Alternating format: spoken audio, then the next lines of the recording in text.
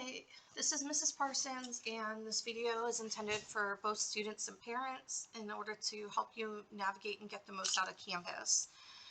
Um, Focus, and please excuse my vocal pauses just as a side note. I get a little nervous when recording videos. I'm more of an in-person kind of gal.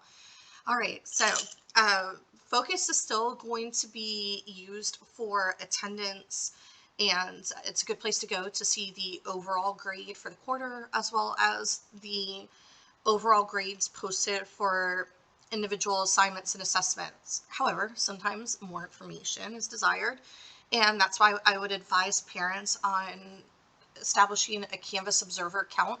I noticed that some parents have established this account from previous years. If you have not done so, if you go to the child's webpage and you click on Departments English, you'll see my website, and it contains information about the instructional model, a little bit of a bio about me, and it also contains a document on how to establish a parent observer account, and it'll eventually house this video too. All right, so once you set up a parent observer account, and for students too, we will be using Canvas every day. So the first part of class is going to be direct instruction or whole instruction. It's what you would think of when you think of like traditional lesson, teacher relaying information, students contributing, class discussion, practicing activities, individual work, group work, so on and so forth. And then the second part of class will be the students' opportunity to practice the new concepts and apply the new skills. And this is when Canvas will come into play, because Canvas is going to be where students access many of the materials. It will also be the place where students submit assignments and take quizzes and view grading feedback, and that's what I'm going to show you right now. Okay, so first thing I'd like to show you is that this is the home page. This is a mock student account, so almost all of the features on the real student accounts will be available, but there will be a couple that won't, so I'll talk about them. But if you'd like to see them and you look at an actual real student account, you'll be able to see specifically what I'm talking about. This is also from the 2021-2022 school year, so this is not relevant to what's currently going on. This is just to show you an example. So on the Canvas homepage, when students log into Canvas and they click on their English course, the first thing they're going to notice will be recent announcements. This is set currently to post the top 3 most recent announcements, and at times it may be 5. It depends on the needs of the class. I'll customize based on what works best with students. Each week there will be an announcement, so it'll say the quarter number and the week. So like for instance, quarter 4, week 6, those are the dates.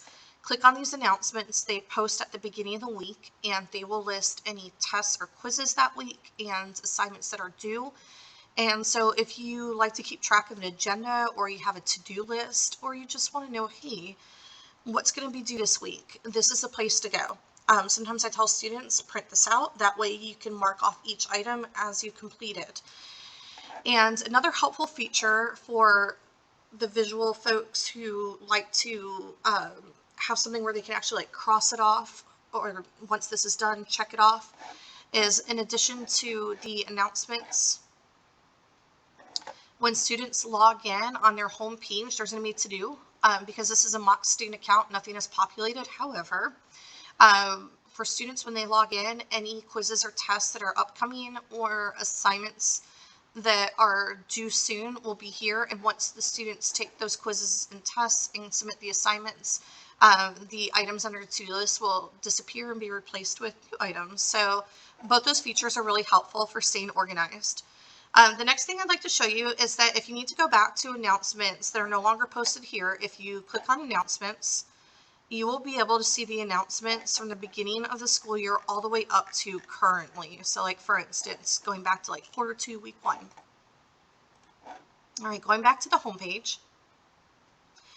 The next thing I'd like to show you is that if you go to files, so there's a file folder for each quarter. Once first semester is over, I remove the first and second quarter folders because the class is treated by semester. It's half credit for first semester, half credit for second semester, half plus a half equals a whole, the 1 credit towards graduation. So this is the second semester folders, and each folder has an assigned week, and within that week we were just looking at week 6, for instance, and I think it was quarter 3. So if you look in that assigned week, these are all the documents that will be needed throughout the week. PDFs, assignments, reading material, it varies throughout the week. And so all assignments will be done digitally using the Chromebook, using the Office 360 Word, and will be submitted through Canvas. So like, for instance, download an assignment, and with the Chromebook, it will open up an Office 365 where the student can type directly on it. I'm using a Microsoft computer, so I can't show that at the moment, but if I were to download it, it would open up. But for students, it'll look just a tiny bit different, but they can go about completing their work that way. All right, so I'm going to close out of that. And if you go back to home, the next thing that I would like to show you is that the syllabus that goes home at the beginning of the school year is available under this link. So if you ever need to refer back to it, you can do so. There's a parent letter that goes home the first day of school, and then a classroom guidelines and procedures goes home that first week as well. All right, going back to the home. The grades, I believe, will be the most important section for parents. It's also very helpful for students too. So the first thing I'm going to do is I'm going to talk from a student point of view. Okay, so for students, let's go to quarter 3. When you go to submit an assignment, you will go to this, well, you'll go to the module and submit it, but you can also submit it through the grades too. But the reason why this is so super helpful is that once you submit an assignment, let's say that you want to confirm that it was actually received by me. What will happen is once you submit the assignment, you will see that initially there will be a dash underneath the status column, but that dash will be replaced with a little paper icon for an assignment that was submitted, or a rocket ship icon for a quiz or test that was submitted. So if I were a student and I wanted to confirm that Mrs. Parsons received the When Grizzlies Walked Upright reading assignment from week 4, and I submitted it, but I just want to double check to be on the safe side that it was received, I would click on grades, go to status, and because this is a paper assignment, I would see a little paper icon. Because this is a mock student account, I can't show you specifically what that looks like, but if you look at your account and you've submitted an assignment already and it's not been graded yet, it's still pending that grade, you will see a paper icon. That means that I received it. You can actually even click on that paper icon and download it to see which file you uploaded to make sure that you uploaded the correct file, for instance. The second thing that will be helpful is that once your assignment's been graded, that paper icon or rocket ship will show you what your score is, and then it will tell you out of how many points. And then if there were any points deducted, feedback is provided for you just so that you know this is the reason why points were deducted, and it will help you set goals for the next time that you practice those concepts. And what that would look like is a little paper icon would show up here, or you can click on the title of the assignment to view your grading feedback. Oftentimes students want to know, why is my score 32 out of 40? And it's important that you know that information. So clicking on the feedback icon or on the assignment title, it will open up and show you feedback information. All right, now for parents, the way that this is helpful is sometimes parents want to know, okay, there's an assignment that's going to be due for my child in 4 days, and I want to know, has my child turned it in yet? And I want to know before it's due so that if I need to remind my child, I can do that before it's too late. Perfectly valid question. So what you would do from a parent observer is you would go to grades and you would see, similar to the students, that if the assignment has been assigned, you can see the due date when it's due. And you will see that if your child has not submitted the assignment yet, there will be a dash. It'll look like this. And so that means assignment's been assigned, nothing's been submitted. If you want to know my child has submitted the assignment before the due date and it's just not been graded and posted in a focus, which is updated weekly, then what you will see is once your child submits that assignment, same thing, you will see the paper icon.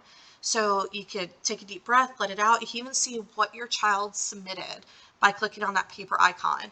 And so, oh, wonderful. My child submitted the assignment on time. It's due in 2 days.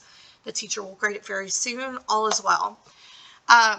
Same thing with a quiz or test. If you want to know if your child submitted the quiz or test, you will also see the little rocket ship icon and the status column. You won't be able to open it up and see it because it's an assessment, but you can at least see that it's been done and submitted.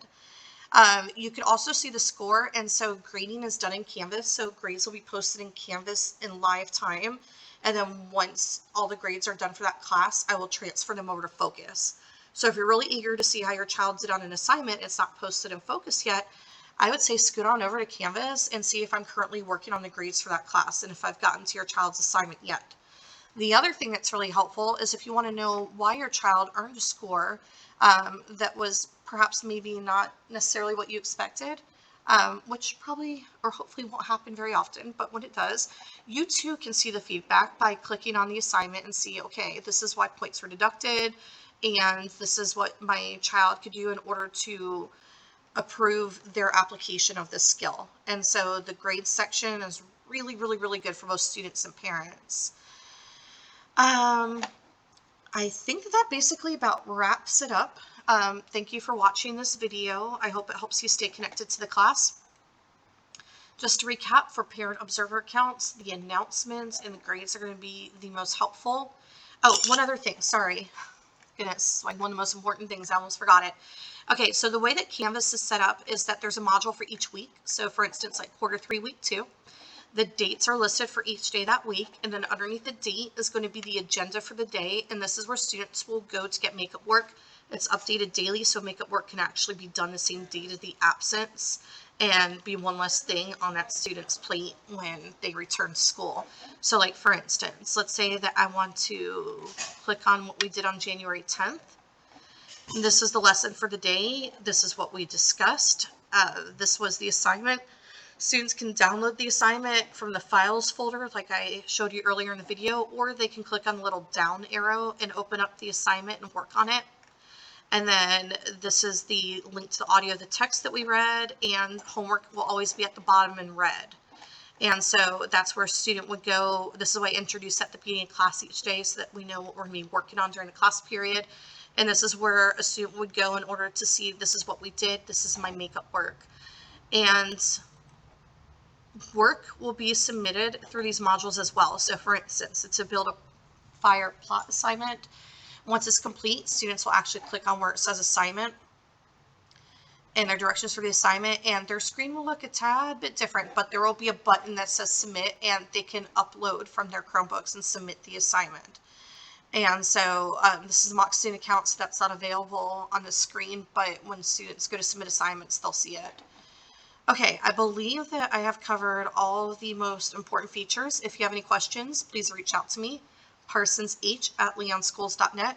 I am looking forward to teaching your child this year and working together with you. Thank you so very much.